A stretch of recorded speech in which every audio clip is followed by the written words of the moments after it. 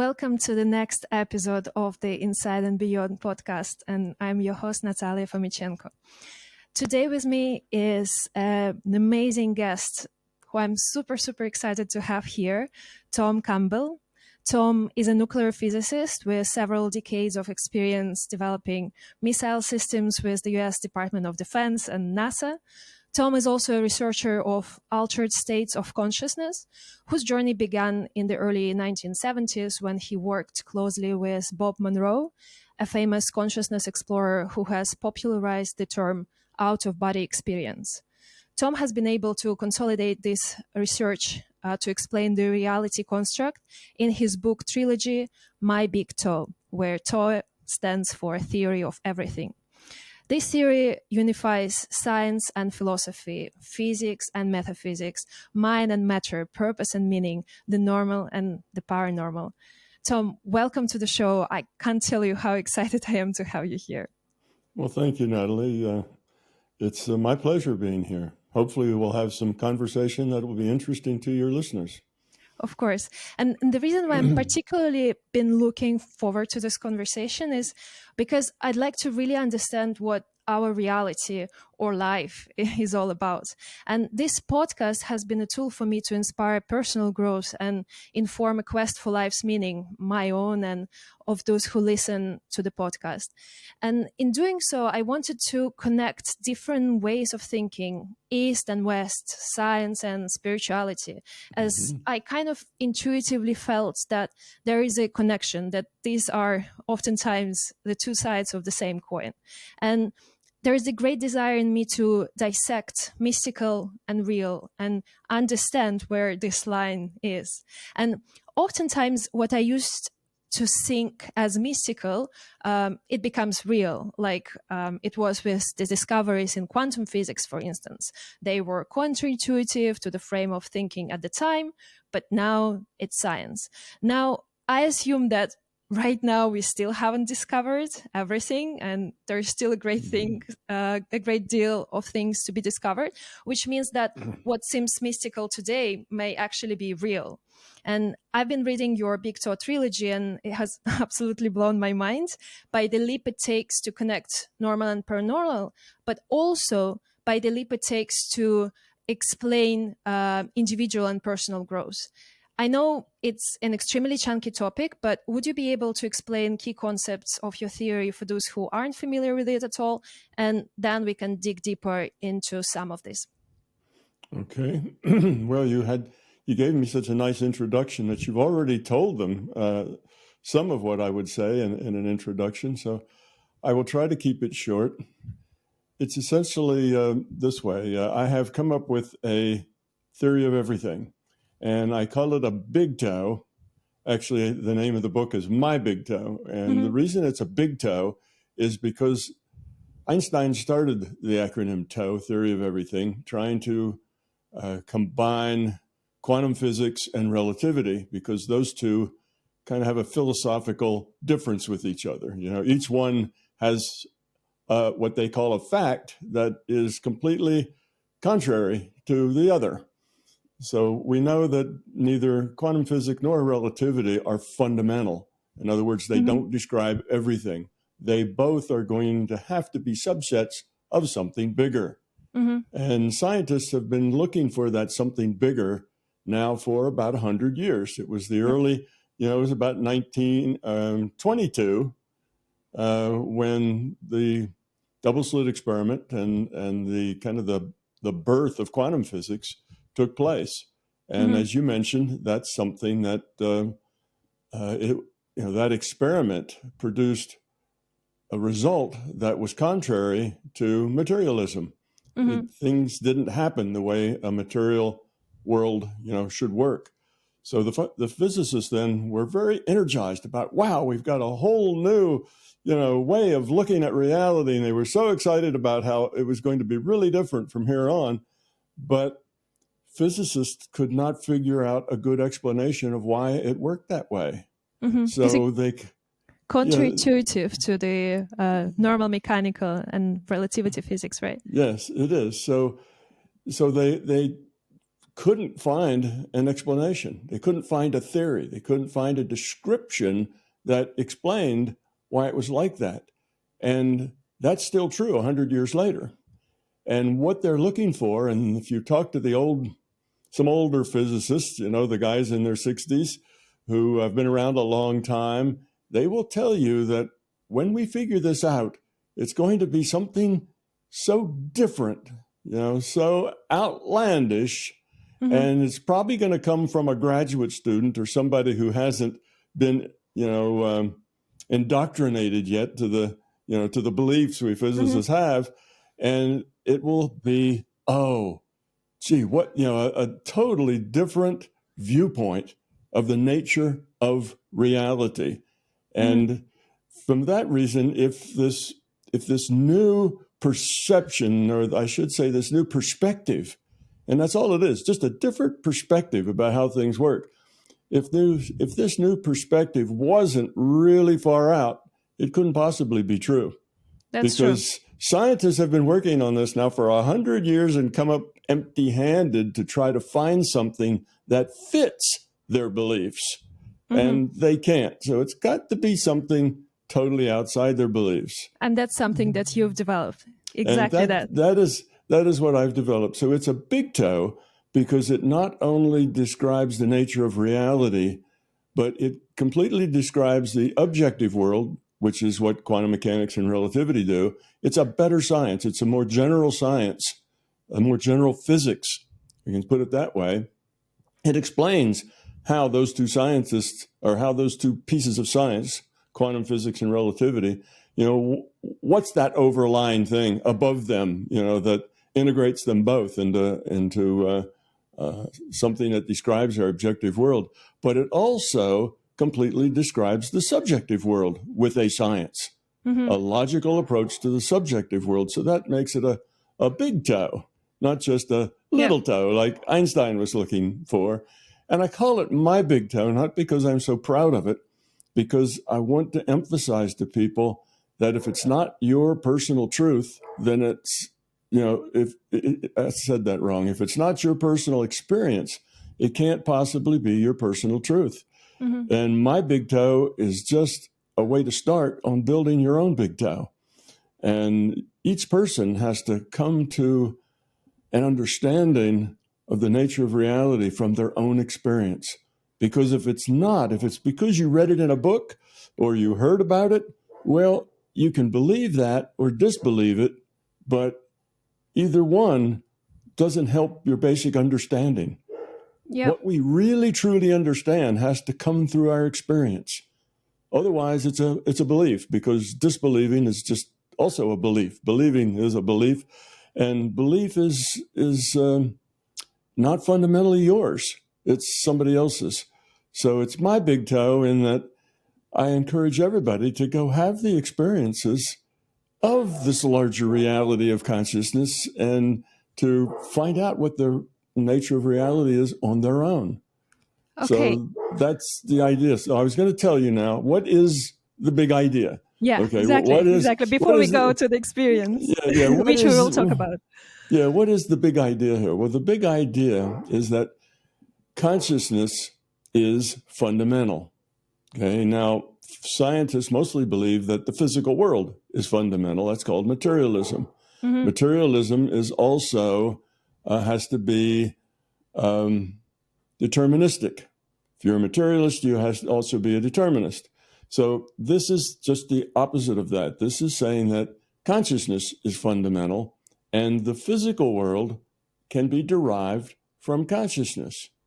Now, that's a really big step, and most people say, that sounds impossible. How could you derive the physical world from consciousness? But you can. And here's the basic concept, is that consciousness is fundamental. You and I and all the other people and dogs and cats and critters and bumblebees, anything that is conscious, and I'll give a definition of that a little later,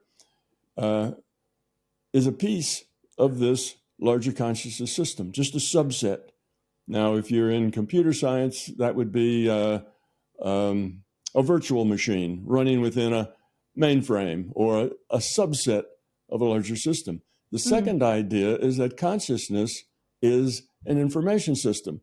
That's what consciousness is. It's awareness, awareness with a choice.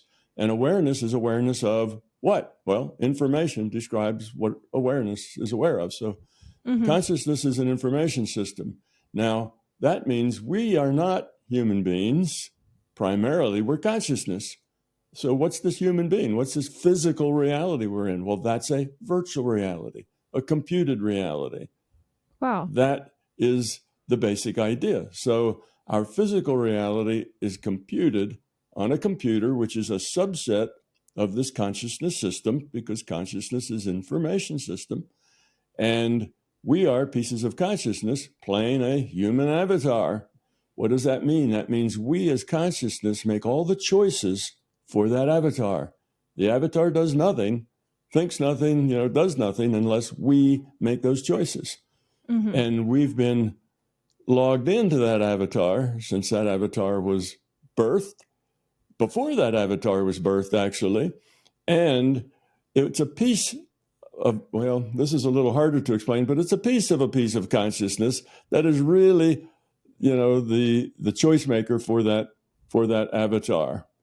So that is the idea. Now, if we look at that as the fundamental notion of reality, that we are consciousness, then we can derive physics, we can derive, a lot of philosophy, metaphysics. We can understand how paranormal things work. They're normal. And we can understand how we work as pieces of consciousness.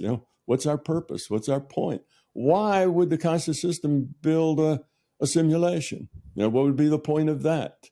And all of these things can be answered very logically and very rationally. So this is a science. It's perfectly logical. It starts with two assumptions. That's that consciousness exists and evolution exists. And we start with the very simplest piece of consciousness. You might call that a consciousness cell, just a simple piece of consciousness. And then we can see how it logically has to evolve into what we have now, this larger consciousness system, this big system of which we're a part. We can see why it has to evolve virtual realities, why physics has to be the way, why, the double slit experiment has to work the way it does, why relativity has to work the way it does.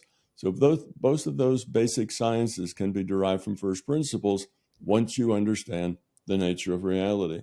So that's the key idea. We are consciousness. We're not humans.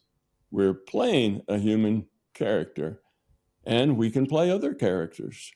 And we play this human character again and again and again, not the same human character, but different human characters, because what we're trying to do is lower the entropy of our consciousness, because the whole system evolves by lowering its entropy. And we can get into that later if you wish. And what is entropy for the listeners? Entropy is a measure of disorder. Okay, so if you have an information system and it's very high entropy, that means all the bits are disordered. A bit just being a name for the smallest unit of information. So all the bits are random, then there is no information. But if you order some of those bits in particular ways, you create information. And those ordered bits could be a symbol of something, could mean something, could stand for something, could be part of a language, could be a number, could be all sorts of things.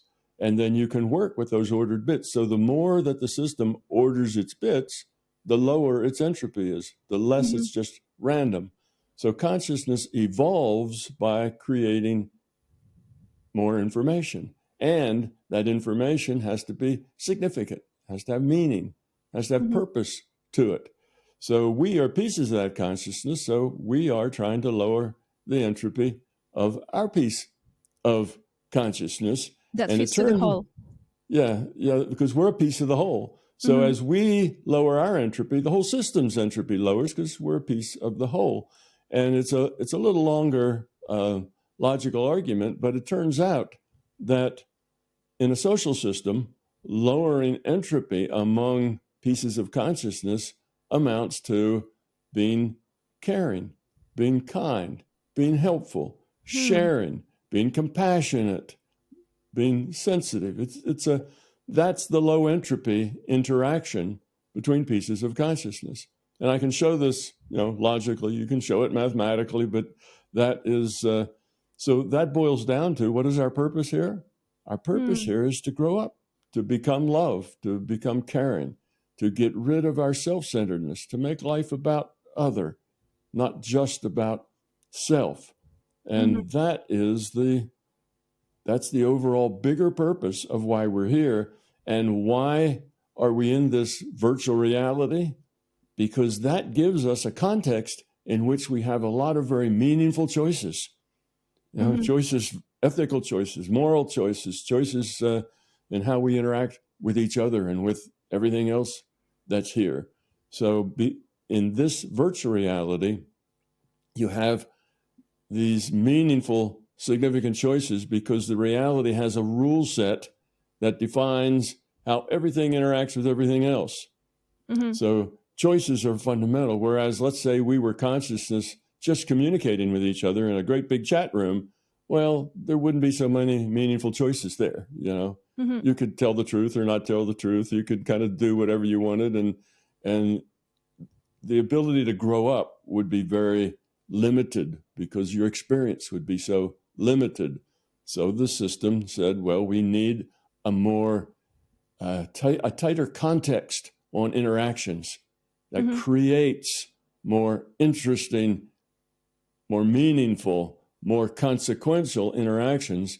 And the way to do that is to create a virtual reality for our piece parts to play in and make these better decisions so that they can lower their entropy and learn how to get along with each other and care and work together. And that's what we're here for. So that's just everything in a real tight nutshell. And I know it sounds like more like philosophy and be good and love everybody and kumbaya and all of that, but it really is science, and there really is a logical path to take us to that conclusion. So it's not just something that sounds good. It actually is the fabric of reality is based upon us lowering our entropy and caring about each other. Thank you so much. That's super interesting. And there's a lot to unpack there. So, if I may summarize it for our listeners, the very source of our creation is consciousness, which is the same as information system, big computer, if you want.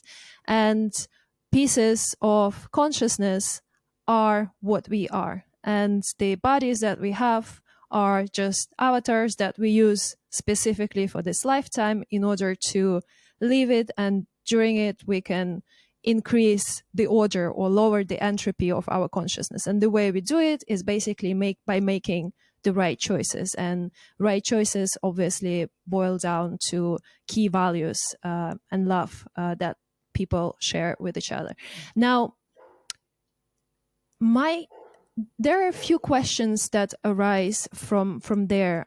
So when you say that we are essentially using this physical materiality that we live in as virtual reality for these specific pieces of consciousness to learn.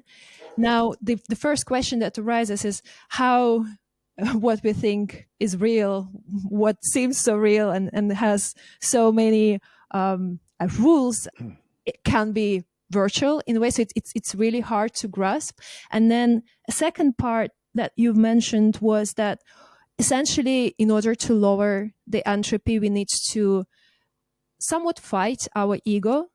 And the question here is, why do we have ego in the first place? Is it something that is a function of high entropy then in ourselves? Okay, so we'll talk about those things. Let's talk about the ego first.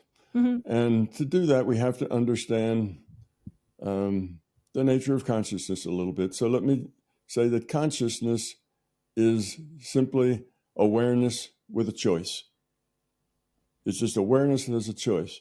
Now, if you have a choice, that has some logical consequences. if you really have a choice, then that means you have free will, because if you don't have free will, then you don't really have a choice. There is no choice. Also, if you have a choice, that brings in time, because it was now and after the choice and before the choice and after the next choice. So things change. Change defines time. You can't have any change if you don't have time. You can't lower entropy. You can't evolve. You can't learn if there is no time, because all those have a before and after state. So that brings in time. So when we say that we have awareness, we're conscious, and we have free will, now we also then have time. Time, free will, and consciousness are all logically necessary for each other. You can't have one without the other two. They all go together, and they are completely opposite and incompatible with their opposite corner is materialism and determinism. So they're two opposite things. All right. So given that that's consciousness, now consciousness is awareness. And one of the things that you can have within this awareness is fear. Fear is the opposite of love. So love is in the positive direction. Fear is in the negative direction. Okay. So you can order things according to fear. Yeah. So fear is the source of ego, and fear is the source of most belief. So by fear, I'm not talking about that the bear is going to get you in the woods.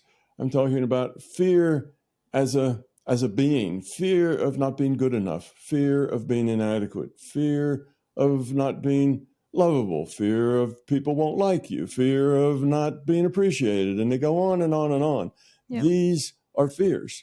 And the ego tries to cover up and deny those fears. It tries to make those fears seem less significant and less important. It tries to whitewash those fears so they appear to go away.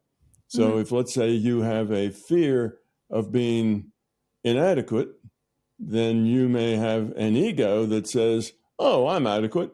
I'm good. I'm really smart, and I know all sorts of things." And that would be part of your ego. You're feeling, puffed up about yourself. We call that ego. But it also could be just the opposite.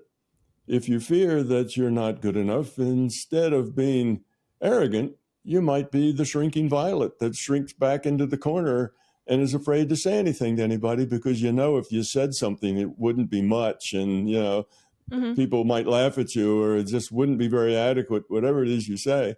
So you can have opposite reactions to that, but they're both ego. Yep. And ego is a device by which we use so that we don't have to look at the fear. We don't have to deal with the fear. We pretend something in order to keep us from dealing with the fear. Now, belief is also created by fear. And that is, if we, one of the big fears we have are things we don't understand. The unknown frightens us.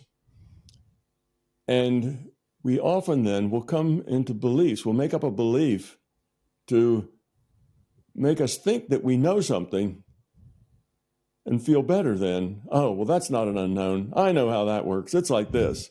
And that's not necessarily true, but it's a belief, and it makes us feel better. So belief is often the same as ego in the sense that it makes us feel better. That's part of its job, because we have a belief that suits us, that satisfies the way we feel or the way we think. Then in our own mind, we turn that belief into a fact. So everybody who has beliefs thinks their beliefs are facts, because that's kind of the trick. That's the idea, to convince yourself that you know more and understand more than you really do. So there's lots of beliefs that people have, that are similar to the ego, but a little different. And in MBT, we try to, we say that you should believe nothing. You should always be skeptical of everything. And that includes everything I tell you, everything you read, everything you hear. You should be skeptical of it, but you should also be open-minded, because if you're not open-minded, that means you're trapped in a belief. You have a belief, therefore this couldn't possibly be true because I have a belief to the contrary. And because a lot of people have a belief to the contrary, so it couldn't possibly be true. You see, that is being closed-minded and living your life through your ego and your beliefs. And that's what gets us all in trouble. I see. So essentially, ego is what is constituted by beliefs and fear. And by definition, wrong beliefs and fear cannot help us evolve and lower our entropy, right? And that's how Yeah. ego comes Yeah. into Yeah, place, right? that's right. But it's not bad fear and bad ego. All ego and beliefs and fear are bad. So I would say that there probably are no good beliefs. There are probably some beliefs that are pretty neutral, don't matter a whole lot one way or another. There's probably a lot of those around. But belief in general is just not a good idea. You shouldn't believe things. You should not disbelieve things, because disbelieving things is just another form of belief. That's just the kind of the Yep. negative belief value rather than the positive belief value. But if you believe things, then your mind is closed to things being other than what you believe. If you believe things, then when new information comes in that's contrary to your beliefs, you either deny it or you blow it away. You pass it off. You refuse to look at it. So belief, I call is a trap. You get into a belief, you're trapped. You cannot get new information. You're stuck. You're in a belief trap. And now the amount of information that you can use to grow or to become or to see bigger pictures or to enhance your understanding is limited. You can't understand but so much because you have beliefs. That's why you should always be skeptical of everything. And as we started out saying, if it's not your experience, it cannot be your truth. So you should want to personally, gather your information and your knowledge and not say, well, I can't really get that myself, so I'll just read about it and believe it. Well, sometimes that's true. You can't experience everything, but the things that you can experience, instead of believing them or disbelieving them, you should just give them a probability of being true. Say, well, I think this is 90% likely to be true or 10% likely to be true, and not throw it in that probability of 1, it's true, or that Yep. probability of 0, it's false. So very, very few things in your life should be a 1 or a 0 probability. Most of the things in your life should be somewhere in between. All right, some maybe a 0.999 and you call those true, but it's better to not think of it that way. It's better to say they're just 0.999, and I may get some information that'll make that just 0.9 and then maybe 0.8. I'm always open to everything changing. So that's the mindset that you really need to have if you're going to understand the My Big Toe theory. You have to come at it with being open-minded, but being very skeptical Skeptical. and be willing to explore, being willing to find out for yourself. And there's lots of ways to do that. Yeah, and we will talk about these ways because I do understand that some of our listeners may wonder, okay, now we have this big toe theory that's, just brings in a very large concept. How do we ever, how can we ever be able to experience it and understand it and prove whether it's true or not? So we are going to come to this. But before we do, and I do remember that I've asked you about the physical reality, how can it mean that it's virtual? But even before we cover that, because that's something that came up a lot before, you were talking about consciousness as awareness with a choice, which means that, us human beings have it and animals supposedly also have it. But now, does it mean that all animate objects have it? Plants, fish, any simpler forms of life? Or there is a line between where there is just awareness and where there is awareness with a choice? Yes, there is such a line. Mm-hmm. Everything is not conscious. Rocks are not conscious. The expression "dead as a doornail." Doornails are not conscious. Mm-hmm. Um, Things like that. But we wonder about trees. Are trees consciousness? Is a clam conscious? Mm-hmm. Well, the only way to find out is to test that animal or that thing and see whether it makes any free will choices. And it has to make a choice. Now, you can make choices without being free will. You can make choices just because it's programmed. Okay. Mm-hmm. Some choices are like that, and we call that stimulus and response. You for example, you have a sunflower, and it follows the sun. As the sun moves, the sunflower actually moves its face Mm-hmm. and looks at the sun. And is that conscious because the sunflower consciously wants to keep its face toward the sun? Or is it the fact that the sun heats up one side of the stem and the other side of the stem is cooler, and that makes a little torque in the stem which rotates it and follows the sun? Mm-hmm. Now then, that is hardwired. It's not a thought, it's not a choice.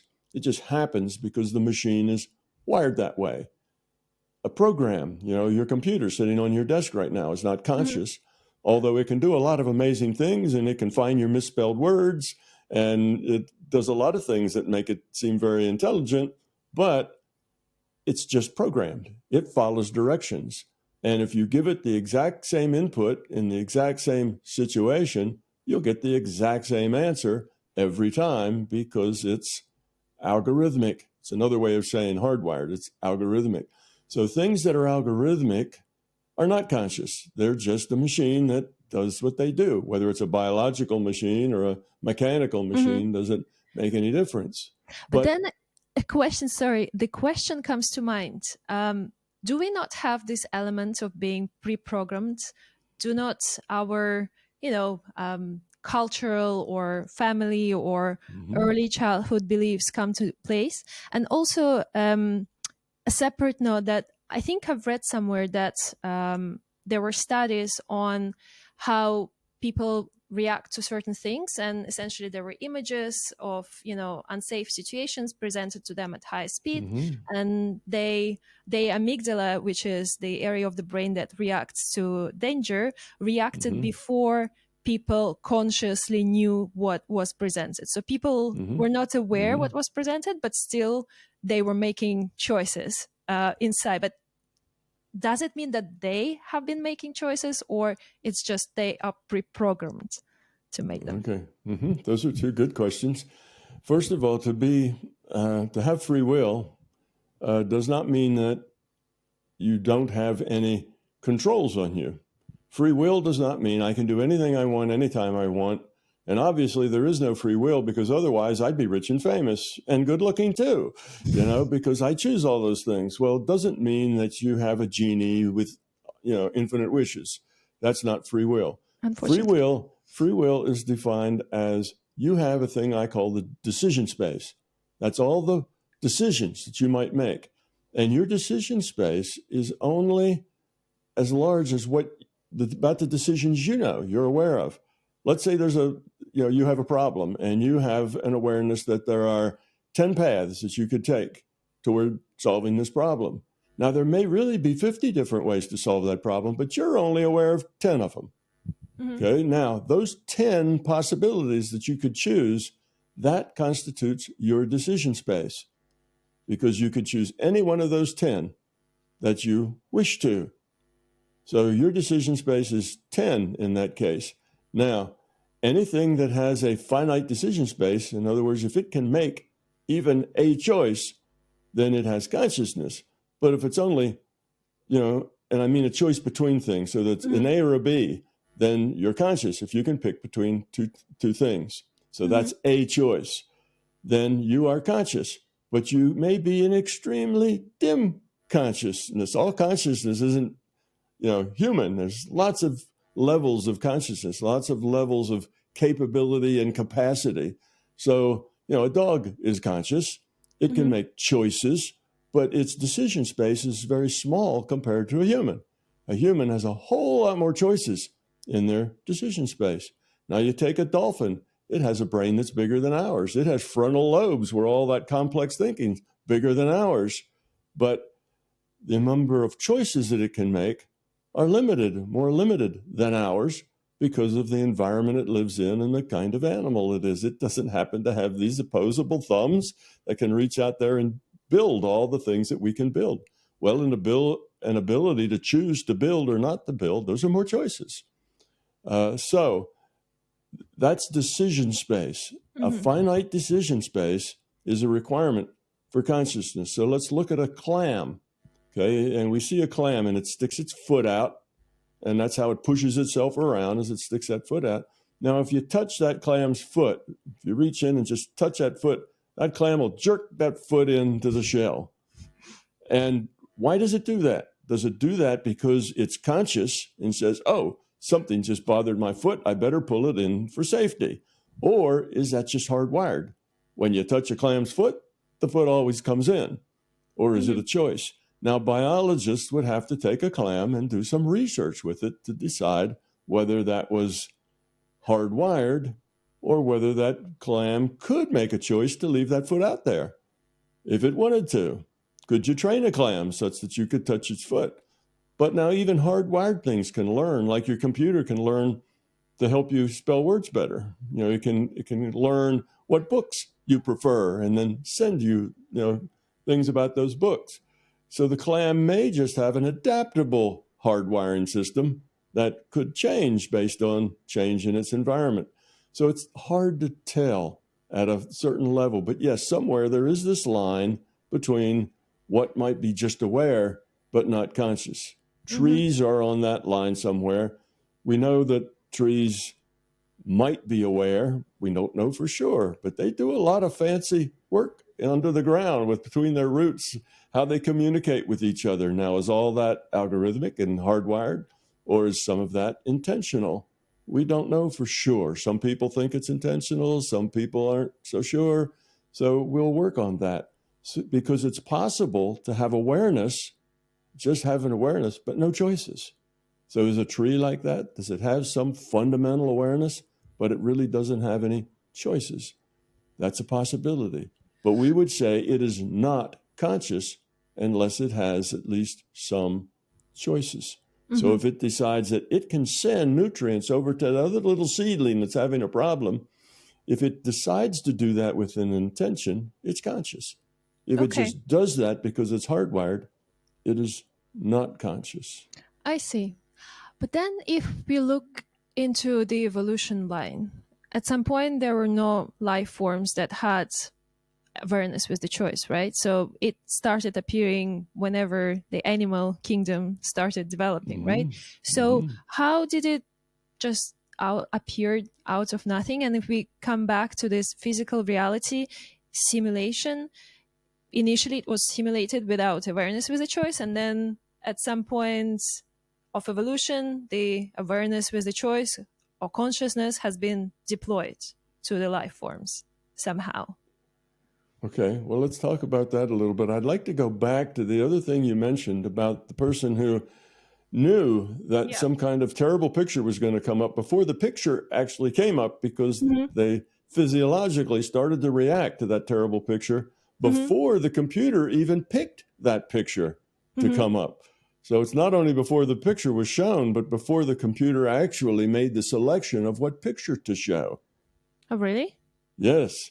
So you have a computer that'll randomly pick a picture, and the person actually reacts to the picture that's going to be picked before it's even picked by the computer. Oh, wow.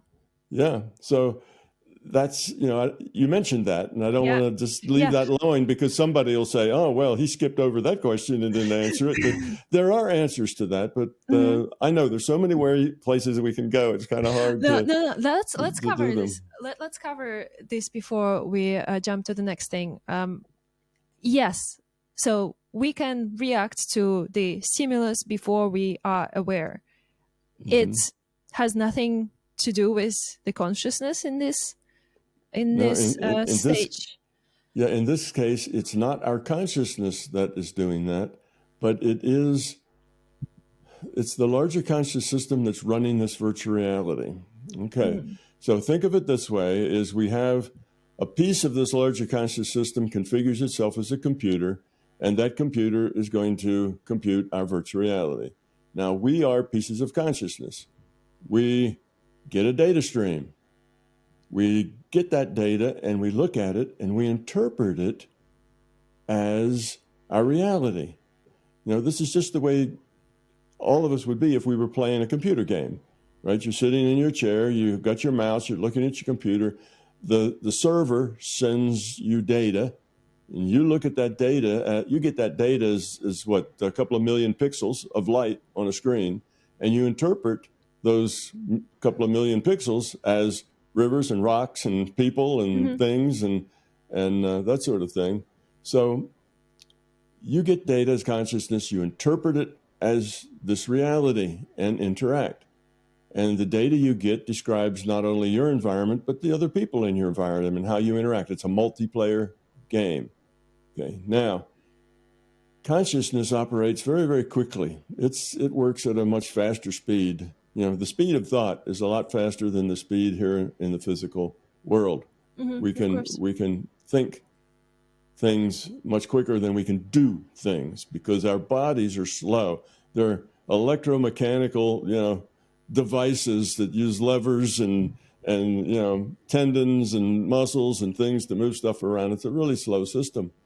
So in order for us to be able to react more quickly to things, the system has to get our slow biomechanical body going in the right direction before we actually have to react. Otherwise, our reaction times would be so slow that we'd be constantly, it's like the old video games where everything was so coarse that, motion was jerky and it was, you could tell that, there were lag times. You'd do something, but it would be a little while before that actually would happen on the screen. And well, that's the way our virtual reality would be if the system didn't help reduce the video lag. That's the lag between the speed of mind, if you will, the speed of consciousness, the way things happen, and the speed of these old clunky electromechanical bodies that we have in this virtual reality. Okay, now they are electromechanical because this is not a programmed reality. This is an evolved reality. We can talk about that. Our virtual reality is not a programmed one. It's an evolved one from a rule set and a set of initial conditions. So that's, and the rule set is what we call science. Scientists try to dig out the rules of the rule set that define our virtual reality. So anyway, if a picture is coming up and it's going to be scary and the person is going to react to it and it's going to be a reaction that isn't delayed. In other words, here's a scary picture, person stares, then the person goes, ah, that's a delayed reaction. But as soon as it comes on, the person reacts. Well, that makes it like real time. So because we have this slow electromechanical body, the system actually starts it prepared to get ready to act at the very small level. If you look at tiny little voltages down inside the muscles, tiny little things going on, then you will see they start before the computer even picks a scary picture. Oh, wow. And the reason for that is that, remember, that computer is a virtual computer. It's programmed. It's part of the illusion. It's just information as well. That computer has randomly picking pictures, but it's not random. It's pseudo-random. The system is making that up as well. This is a virtual reality. So the system knows exactly what's coming up next, and it gets the person prepared. It knows what the next random number is going to be, what picture's coming up, and it's got to get that slow electromechanical system up and moving so that when a picture pops up, the person will react to it, rather than the picture comes up and a second later the person reacts to it. Otherwise, we'd never be able to drive cars or fly jet aircraft or do a whole lot of other things that require quick reaction times. We would be a virtual reality game just like the old games where there was always this video lag going on between, what happens and the reaction to what happens would have a lag time in it. So that's why that works that way. It's not proof that there is no free will, that everything is programmed at all. It's just a show that the larger consciousness system has made a virtual reality that is as realistic as possible, because a good virtual reality is one that you can't tell that it's a virtual reality. So the system wants to make it like that because we're here, we're interacting, we're making choices and things, and it needs to be credible and believable, and we need to be absorbed in it. It's definitely very refreshing to realize you actually live in the simulation. Let's come back to the evolution point. So at which point this consciousness has been deployed to the earth, to the specific life forms that have the ability to make choices? Okay, so in order to answer that, we have to look at where does this reality come from? Where did how did the virtual reality get started, and what is it? Well, the system needed a context in which to make more consequential choices. So what it did is it came up with a set of initial conditions and a rule set of how those conditions could change according to the rules. And then it pushes the run button, and it lets those initial conditions change as time goes on, everything changes. Well, think of those initial conditions as this little ball of plasma, high energy, high temperature. It's all in a tiny little space, and the run button's hit, and it starts to expand because the rule set has that as part of the rules, that it will expand, and it has gravity, and it cools, and you make the universe. And you've heard of the Big Bang, and that's how the Big Bang is supposedly to make this universe. But all that's done in a computer. It's a simulated Big Bang. And then it evolves. Okay, so you end up with a sun like ours, with a planet like ours, and then you end up with the right amino acids next to whatever else, and bing, you get a cell. And then these cells start to grow, and you start with single cells like bacteria. They find that they can lower entropy by cooperating, and they become multicelled things. And the multicelled things grow, and they become things like jellyfish, and then they start to have specialization of cells, so that you got the locomotion part, the defense part, the digestion part, the sensor part, and all of those work together. Now you have a lot of cooperating cells, and the more you get cooperation between the cells, the lower the entropy gets, and things evolve, and eventually you end up with fish and people and toads and lizards and so on, and mammals, and here we are. So we evolve according to a rule set. Like I say, we call that rule set science. Science digs out the rules. That's what we try to do, try to understand the rule set of this virtual reality. So this virtual reality just is, and it developed from the basics, from the Big Bang, if you will, the big digital bang. Okay, now you talk about, well, where did the consciousness come in? Consciousness is what the larger system is. So when this computer simulation finally developed things that had the ability to make choices, well, in the beginning, the system itself, the server for the virtual reality, played all the characters. All the characters were being played by consciousness. So now we got the jellyfish, which makes a few decisions, not a whole lot. And then we get fish who make a lot of decisions. And then we get frogs and so on up in mammals. And the consciousness is making all the choices. And it's making a lot of them maybe randomly, but some not, depending on what they're doing. So the system is just evolving within this computer.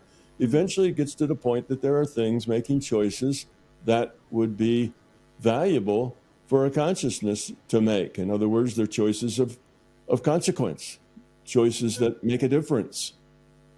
So then a consciousness logs on and makes those choices. So the system says, okay, I'm not going to make choices for this thing anymore. You, individuated unit of consciousness, you little piece of me, you make the choices for that thing. Okay, so now you have the system sends that consciousness a data stream. The consciousness gets the data stream that defines the reality. The system makes the choices, tells the computer, hey, I made these choices, I made these changes.